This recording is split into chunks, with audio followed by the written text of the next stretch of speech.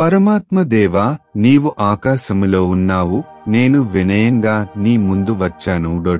నీ లేకుండా నేను తప్పిపోయిన వాడిని, జీవితం లేని వాడిని అర్థం చేసుకున్నాను. నీ గొప్ప కృపతో నేను కొత్త జీవితం పొందాలని కోరుకుంటున్నాను. నా రక్షకుడు యేసు క్రీస్తు శక్తితో నా హృదయమును మరియు జీవితమును పునరుద్ధరించుము. ప్రియ యేసు, నీవు నా పాపాలకు తోపుదలకే క్రూస్ పైన చనిపోయావని నమ్ముతున్నాను. నీ అమూల్య రక్తం నన్ను విముక్తి చేసి శుభ్రపరుస్తుంది. నేను నిన్ను నా హృదయంలో ఆహ్వానించి నీ అపారమైన ప్రేమతో మరియు కృపతో నన్ను మార్చుము.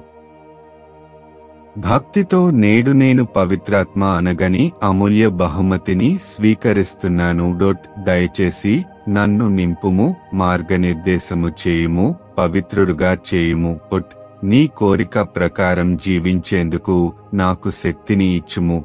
నీలా ప్రేమించగలను. ఈ లోకంలో నీ సత్యానికి నిజమైన సాక్షుడిని అయ్యెను. నన్ను నిన్నుండి దూరం చేసేవన్నీ నేను త్యజిస్తున్నాను. నా పాపాలను ఒప్పుకుంటూ నా మొత్తం ఆత్మను నీకు అర్పిస్తున్నాను. దయచేసి నన్ను కొత్త సృష్టిగా మార్చుము. నీ ఆత్మతో బలవంతుడైన దేవుని సంతానంగా నన్ను ఉంచుము.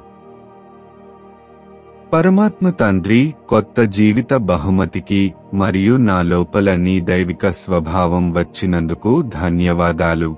నీ శాంతి, ఆనందం మరియు శక్తి నా హృదయములో ప్రతిరోజు నింపబడును.